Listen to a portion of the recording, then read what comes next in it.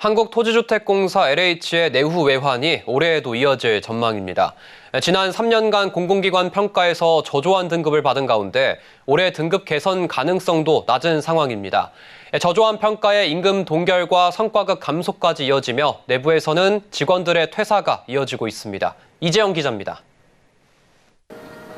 한국토지주택공사 LH의 공기관 평가 전망이 올해도 어두울 전망입니다.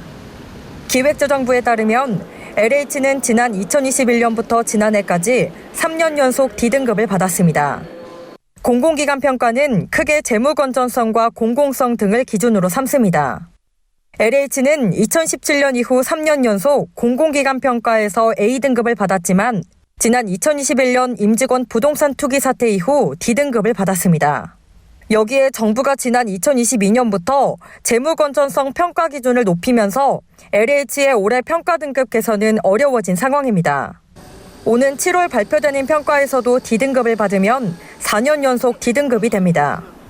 공공기관 경영정보 공개 시스템 알리오에 따르면 LH의 지난해 상반기 기준 총 부채는 151조 원, 부채 비율은 220%에 달합니다. 기재부는 공공기관 부채 비율이 200% 이상이면 재무 위험 기관으로 지정합니다. 정부의 정책 지원에도 나서게 되면서 부채 비율은 더 늘어날 전망입니다.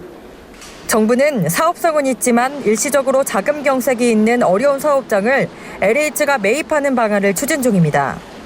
LH가 사업성을 검토해 매입한 뒤 직접 사업을 시행하거나 다른 시행 건설사에 매각하겠다는 겁니다. 저조한 평가 등급이 유지되면서 이에 따른 연쇄작용으로 임직원 줄퇴사도 이어지고 있습니다. 실제로 지난해 LH 직원 수는 3년 전인 2021년 대비 10%가량 줄었습니다. LH 퇴사자들의 이야기를 종합해보면 낮은 임금과 기업 이미지 추락, 높아진 업무 강도 등이 꼽힙니다. 실제 토지공사와 주택공사를 통합한 이후로 지금까지 임금은 동결됐고 경영평가에 따라서 지급되는 성과급도 멈춘 지 오래입니다. 3년간 LH를 다니다 최근 퇴사한 A씨는 성과급을 받지 못하는 건 물론 공사의 이미지가 점점 추락해가는 것이 퇴사를 마음먹은 가장 큰 이유라고 말했습니다.